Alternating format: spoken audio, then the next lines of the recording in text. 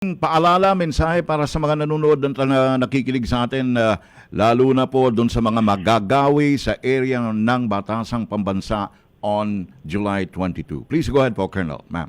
Yes sir, muli po tayo nagpapaalala sa mga kababayan po natin na sa darating po na zona, kung kayo po ay mayroong business diyan po sa kahabaan po ng Commonwealth sa inyong trabaho, ay anticipate niyo po na magiging mabigat po ang traffic, kaya umalis po kayo ng maaga. May mga alternate route naman po at sisiguraduhin po natin na maaalalayan po yung ating mga motorista para hindi rin po sila maantala sa kanilang pagbabiyahe. At paalala din po sir na no-fly zone, no drone zone po doon sa mga malalapit po sa venue. At suspended din po yung ating permit to carry firearms outside residence mula sa NCR po mula po 12:01 AM to 11:59 PM po ng July 22, 2024. On the part of the PNP, asahan niyo po at magpo-provide po tayo ng magandang seguridad at assistance po sa darating po zona ng ating Pangulo.